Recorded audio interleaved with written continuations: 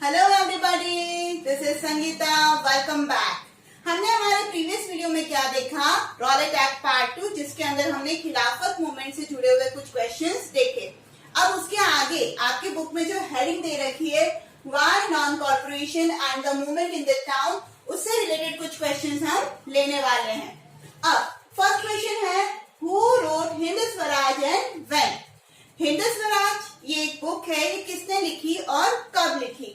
तो आंसर है महात्मा गांधी जी इन 1909। आपके लिए एक क्वेश्चन है, क्वेश्चन का आंसर मुझे कमेंट बॉक्स में दीजिएगा कि गांधी जी साउथ अफ्रीका से इंडिया कौन से ईयर में आए थे। ठीक है, रिपीट करूं, गांधी जी साउथ अफ्रीका से इंडिया कौन से ईयर में आए थे? In which year Gandhi ji came from South Africa to India? Comment में। ठीक है, 1909 में उन्होंने एक बुक लिखी, हिंद स्वराज। अब क्या था उस बुक के अंदर? Why did Gandhi ji lay stress on NCM? NCM मतलब short form of non corporation movement. ठीक है, तो गांधी जी ने नॉन कॉर्पोरेशन मूवमेंट करने के लिए स्ट्रेस क्यों लिया? He thought that, उन्होंने ये सोचा, if Indian refused to cooperate, British rule in India collapse with in a year. इन्होंने अपनी बुक के अंदर ये लिखा था कि ब्रिटिशर्स इंडिया के अंदर इसलिए हैं क्योंकि इंडियंस क्या करते हैं, उनको कोऑपरेट करते हैं। लाइक ब्रिटिशर्स ने अगर फॉरेन गुड्स लेकर आया या क्लोथ्स लेकर आए तो इंडिया के लोगों ने उसको खरीदा तो उनको प्रॉफिट हुआ। इन्होंने यहाँ पर स्कूल्स बनाए तो भाई बच्चे जाने लग गए, एडमिशन होने लग गए, टीचर्स वहां पर जॉब करने लग गए तो भाई उनको कॉर्पोरेशन मिला। ठीक है, इन्होंने पुलिस स्टेशन बनाया तो खुद इंडिया के जो लोग थे वही उसके अंदर पुलिस बन गए, तो लोगों ने कॉर्पोरेट करा। तो ब्रिटिशर्स यहाँ पर इसलिए टिके हुए हैं क्योंकि उन्होंने क्या किया है, इंडिया के लोगों ने क्या किया है, कॉर्पोरेट किया है ब्रिटिश रूल को। तो इनका ये मानना था कि नॉन कॉर्पोरेशन मूवमेंट इसलिए करना चाहिए क्योंकि जब इंडिया रिफ्यूज कर देगा, इंडिया के लोग रिफ्यूज कर देंगे कि हम आपको कॉपरेट नहीं करने वाले, तो ब्रिटिश रूल जो है ना इंडिया के अंदर, वो एक साल के अंदर खत्म हो जाएगा और ब्रिटिशर्स को वापस लौट के जाना पड़ेगा।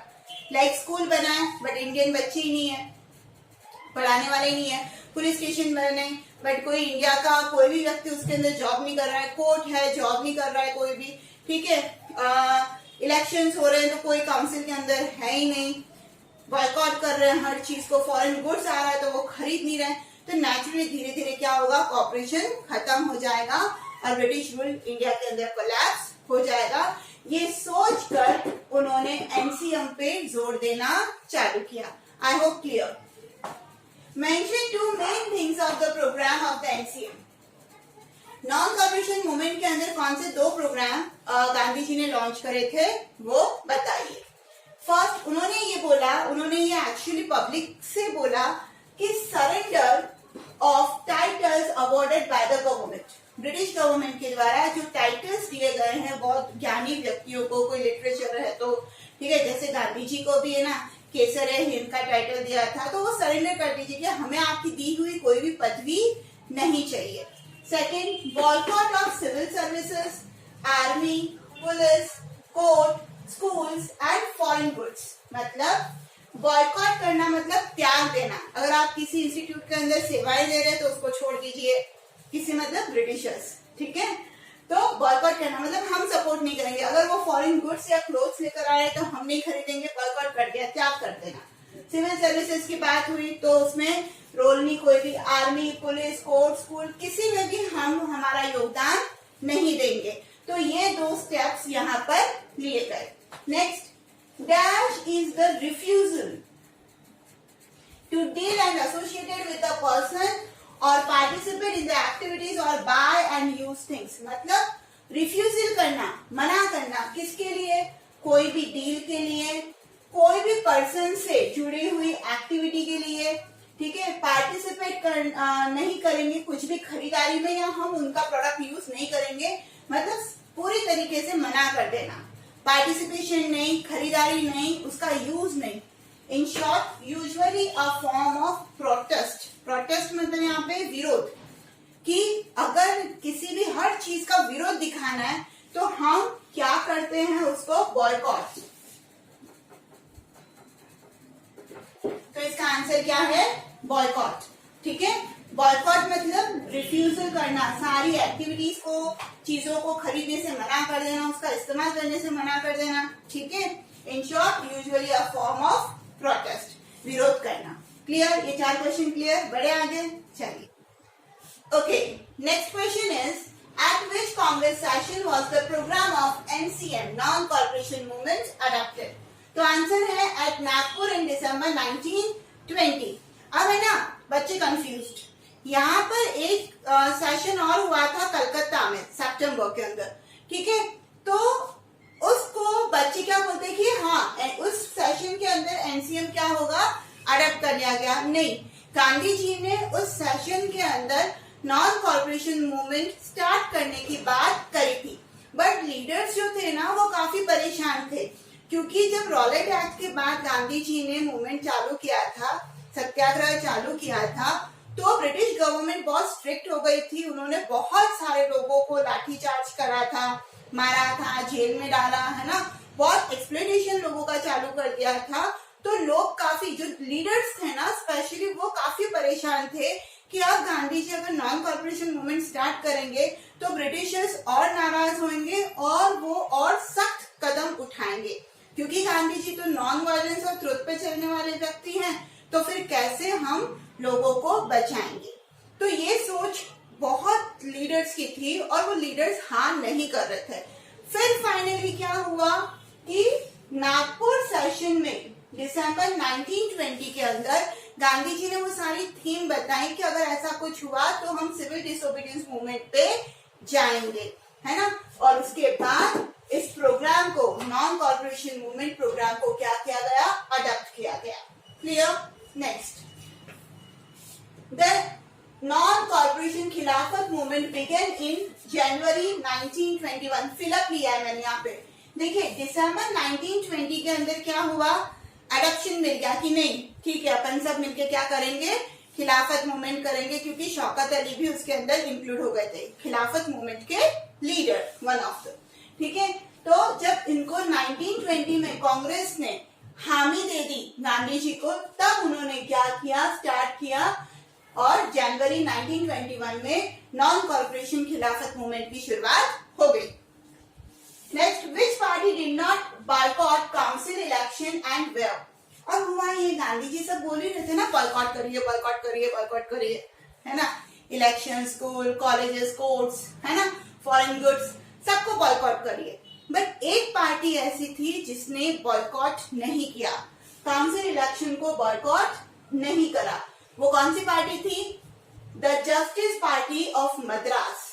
मद्रास की जस्टिस पार्टी, इसने बॉयकॉट नहीं करा इलेक्शन को। उन्होंने कहा कि हम तो इलेक्शन में पार्टिसिपेट करेंगे, और वो जो थे वो कौन थे, नॉन ब्राह्मण्स थे।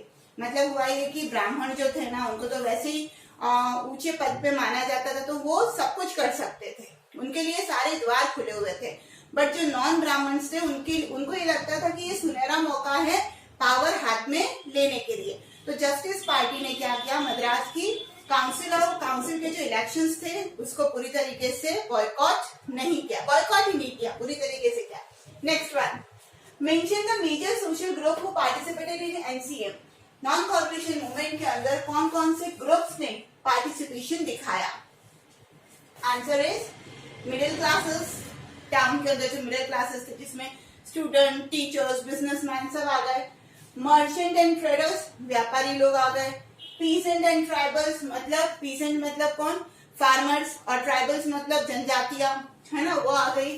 प्लांटेशन वर्कर्स आ गए, वुमेन आ गए, एक्सेट्रा। और बहुत सारे लोगों ने क्या किया, बहुत जोरों शोरों से योगदान देना चालू किया, जिसको जो हो सकता था वो किया। जैसे कि स्टूडेंट्स थे तो उन्होंने स्कूल बॉयकॉट कर दिए ब्रिटिशर्स के, टीचर्स ने स्कूल बॉयकॉट कर दिए, कॉलेजेस, यूनिवर्सिटीज बॉयकॉट कर दी, ठीक है। वकील तो थे, उन्होंने कोर्ट बॉयकॉट कर दिए, है ना। मर्चेंट्स थे, उन्होंने बॉयकॉट कर दिया, फॉरेन गुड्स हम नहीं खरीदेंगे भी नहीं और बेचेंगे भी नहीं। पीजेंट्स थे, उन्होंने इंडिगो नहीं उगाएंगे, बॉयकॉट कर दिया। तो ये सारी चीजें यहाँ पर गांधी जी के अनुसार जो प्रोग्राम उन्होंने प्लान किया था वो लोगों ने करना चालू कर दिया। Next, write two activities of Indian take place in NCM. अब ऐसा भाई इन सब लोगों ने है ना पार्टिसिपेशन देना चालू किया, बट एक्चुअली उन्होंने और क्या क्या किया तो डिटेल में समझिए। Foreign goods were boycotted. Foreign goods जो थे ना वो बॉयकॉट हो गए। बॉयकॉट होना मतलब पूरी तरीके से रिफ्यूज कर देना, मना कर देना कि हम नहीं खरीदेंगे फॉरेन गुड्स को, ठीक है। फॉरेन क्लोथ्स वर बर्न्ड। जो विदेशी कपड़े आ रहे थे, फॉरेन क्लोथ्स ब्रिटिशर्स ला रही थी ना मील क्लोथ, तो उसको इकट्ठा कर करके जलाना चालू किया, बोन फायर, बर्न, ठीक है। सेकेंड, लिक्वर शॉप्स वर पिकेटेड। लिक्वर शॉप्स, शराब की जो दुकानें थी ना वो पूरी तरीके से पिकेटेड कर दी गई। अब पिकेटेड क्या होता है देखिए नेक्स्ट क्वेश्चन में। Picketing, a form of demonstration और protest by which people boycott the entrance to shop, factory और ऑफिसेस। मतलब पिकेटिंग मतलब क्या, ऐसा डेमोन्स्ट्रेशन या फिर प्रोटेस्ट, ऐसा विरोध जिसके अंदर लोग क्या करते हैं, शॉप के अंदर, फैक्ट्री के अंदर, ऑफिसेस के अंदर के एंट्रेंस को बॉयकॉट कर देते हैं पूरी तरीके से कि एंट्री ही नहीं है, बंद, जाना ही नहीं है। तो इस तरीके से क्या हुआ, शराब की दुकानों को बंद कर दिया गया। बंद नहीं किया मतलब उनकी एंट्री बंद करवा दी गई। क्लियर, आगे बढ़ूं, चलिए। Okay, next question is right the economical downfall of British government during NCM. Non corporation movement के दौरान जब गांधी जी ने ये कहा कि आप सब बॉयकॉट करिए, तो नेचुरली जो ब्रिटिश गवर्नमेंट की जो पॉलिसीज थी या फिर इकोनॉमिक लेवल पे असर आना तो जायज था, है ना। लोगों ने बंद कर दिया खरीदना, मर्चेंट ट्रेडर्स ने खरीदना और बेचना दोनों ही बंद कर दिया, लोगों ने खरीदना बंद कर दिया। तो क्या हुआ, इकोनॉमिक लेवल पे मतलब फाइनेंशियल लेवल पे देखा जाए तो इम्पोर्ट जो था फॉरेन क्लोथ्स का वो आधा ही रह गया।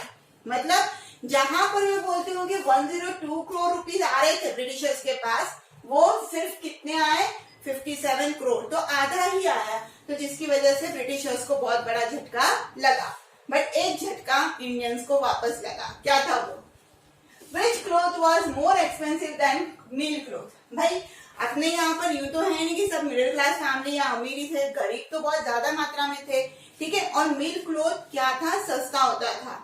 तो एक बार के लिए बॉयकॉट करो, बॉयकॉट करो, बॉयकॉट करो, सबने बॉयकॉट तो कर दिया, बट जो गरीब लोग थे उनके लिए खादी खरीदना पॉसिबल नहीं था क्योंकि वो बहुत ज्यादा महंगा होता था। मिल क्लोथ से भी सबसे मैं बोल सकती हूँ कि मिल क्लोथ से भी महंगा क्लोथ कौन था, खादी था, जो हर कोई अफोर्ड नहीं कर सकता था। फिर next question, Who could not afford to buy khadi? तो खादी कौन नहीं खरीद सकते हैं, तो naturally poor people were not able to buy khadi, है ना। जब उनको शर्ट की जरूरत पड़ती थी अब वो खादी खरीदे कि रोटी का सामान लेकर आए, तो ऐसे में फिर उन्होंने वापस क्या किया, मिल क्लॉथ खरीदना चालू किया। What happened in Chauri Chaura? Chauri Chaura में क्या हुआ, चौरी चौरा ये नाम आ रहा है मतलब कुछ ना कुछ तो बहुत बड़ा हुआ है, जिसकी वजह से यहाँ पर एक इंसिडेंट के बारे में स्पेशली पूछा गया है। The crowd burned the police station, resulting in death of 22 policemen. अब गांधी जी जो कि नॉन वायलेंस बोल रहे थे, ठीक है, उनके ही कुछ सत्याग्रही ने क्या किया, चौरी चौरा के अंदर पुलिस स्टेशन को आग लगा दी, जिसके अंदर 22 पुलिसमैन जो थे वो जलकर मर गए।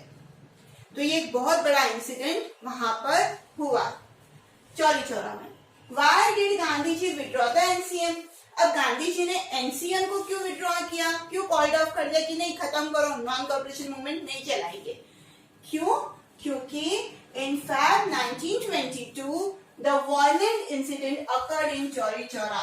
चौरी चौरा के अंदर जो हिंसा हुई है ना, जो हिंसक घटना घटी, उसको देखकर गांधी जी ने नॉन कॉर्पोरेशन मूवमेंट को कॉल्ड ऑफ कर दिया, खत्म कर दिया, क्योंकि उनको लग रहा था कि अभी मेरे जो सत्याग्रही है ना उनको और ज्यादा ट्रेनिंग देने की जरूरत है। अब अपन ये बार बार नाम बोल रहे हैं चौरी चौरा, चौरी चौरा, चौरी चौरा, तो एग्जैक्टली ये है कहाँ, वेयर इज चौरी चौरा, कहाँ है? Chauri Chaura is in Gorakhpur district of Uttar Pradesh. Uttar Pradesh का एक डिस्ट्रिक्ट गोरखपुर, और गोरखपुर के अंदर Chauri Chaura. Clear? I hope ये सारे क्वेश्चंस क्लियर हो गए होंगे। डिटेल इंफॉर्मेशन के लिए बड़े क्वेश्चन आंसर्स के लिए आप इसी से रिलेटेड मेरे जो वीडियोस हैं जिसको मैं कमेंट बॉक्स के अंदर कमेंट दे रही हूँ, लिंक दे रही हूँ, तो आप उनको देखिए ताकि आपका जो ये टॉपिक है पूरी तरीके से स्ट्रेंथन हो जाए, ठीक है। और मेरा अगला जो वीडियो है वो है question related to the rebellion in the countryside, जो कि आपके ही लेसन की नेक्स्ट हेडिंग है। ये जो क्वेश्चन आंसर्स हैं ये कॉम्पिटिटिव एग्जाम के लिए भी बहुत इंपॉर्टेंट है, तो इसको लाइटली मत लीजिएगा और लाइक तो करना ही है और पढ़ते रहिए social studies with Sangeeta. Thank you so much.